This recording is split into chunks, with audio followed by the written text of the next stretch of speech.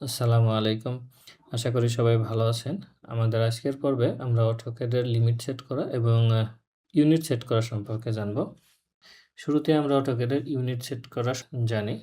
আমাদের AutoCAD এর unit set করার জন্য আমরা আমাদের কমান্ড বারে ইউনিট লিখে ইউনিট লিখে এন্টার চাপ দেই, তাহলে আমাদের এরকম একটা পপআপ উইন্ডো ওপেন হবে। এখান থেকে আমরা মেইনলি ইউনিট সেট করি। তো এই পপআপ উইন্ডোটা আরও একভাবে আমরা ওপেন করতে পারি। তার জন্য আমি এটা কেটে দিলাম। কেটে দিয়ে আমাদের যে অ্যাপ্লিকেশন বাটন আছে, অ্যাপ্লিকেশন বাটনের ড্রয়িং ইউটিলিটিস অপশন থেকে এই ইউনিট সিলেক্ট করতে পারি। সেক্ষেত্রে এই পপআপ উইন্ডো ওপেন হবে। আমি মূলত ড্রয়িংটা আমাদের মিলিমিটারে করবো, এই জন্য আমি ডেসিমেল সিলেক্ট করব এবং প্রিসিশন রাখবো 0।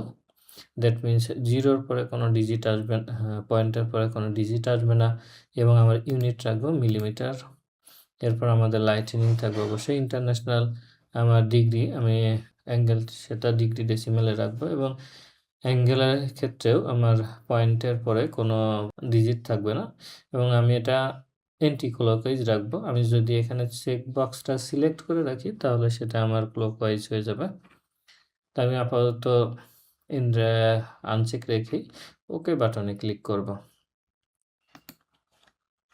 এখন আমরা আমাদের এখানে যে এরিয়াটা দেখতে পাচ্ছেন সেটা হচ্ছে আমাদের ড্রয়িং এরিয়া। এখন এই ড্রয়িং এরিয়ার দৈর্ঘ্য এবং প্রস্থ কতটুকু আছে বাস্তবিক পক্ষে আমরা সেটা জানি না, কিন্তু আমরা সেটা সেট করে দিতে পারি। তো শুরুতে আমরা চেক করে নিই যে আমাদের এটার দৈর্ঘ্য এবং প্রস্থ কতটুকু আছে। এর জন্য আমরা কমান্ড লাইনে এসে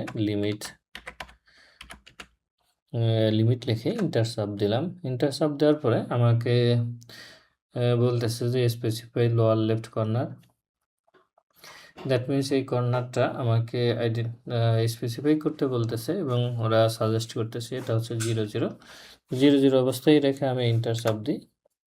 এখন আমাকে বলতেছে এটা স্পেসিফাই আপার রাইট কর্নার 1200/900। আমাদের ড্রয়িংয়ের ইউনিট সেট করা মিলিমিটারে, দ্যাট মিনস এটা 1200 মিলিমিটার/900 মিলিমিটার হবে। আমি এটা 12,000 মিলিমিটার/9000 মিলিমিটার রেখে এন্টার চাপ দিলাম। এখন আমাদের এই লিমিট সেট করার পরে অবশ্যই একটা কাজ করতে হবে, সেটা হচ্ছে জেড এন্টার এবং এ ইন্টার দিয়ে আমাদেরকে এই লিমিট থেকে বের হয়ে আসতে হবে। আমি যদি এই জেড ইন্টার এবং এ ইন্টার না দিই তাহলে আমাদের লিমিটটা এখানে ইমপ্লিমেন্ট হবে না। এখন আরেকটা বিষয়, আমি কেন লিমিট সেট করলাম সে সম্পর্কে আলোচনা করি। যেমন আমি যদি এখানে একটা লাইন আঁকি, লাইনটার আমি দৈর্ঘ্য দিয়ে রাখলাম 20,000 ইউনিট। আমাদের ইউনিট যেহেতু মিলিমিটারে সেট করা আছে সেহেতু এটা অবশ্যই মিলিমিটারে নেবে। আমি যদি অন্য কোনো সিম্বল না ইউজ করি, তো 20,000 লিখে আমি এন্টার চাপ দিলাম। আবার এন্টার চাপ দিয়ে বের হয়ে আসলাম।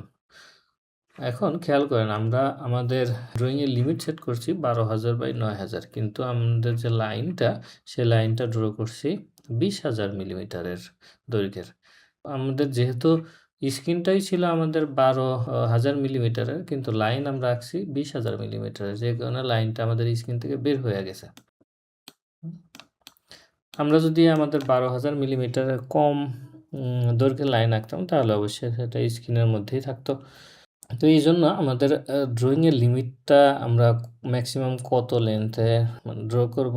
আমাদের সাপোজ কোনো আমি বিল্ডিং আঁকবো, এবং বিল্ডিংটার দৈর্ঘ্য কত হবে, প্রস্থ কত হবে, এ সম্পর্কে জেনেই তারপর আমরা লিমিট সেট করতে আসবো। তো আজকের মতো এ পর্যন্তই। ভালো থাকবেন সবাই। ধন্যবাদ সবাইকে।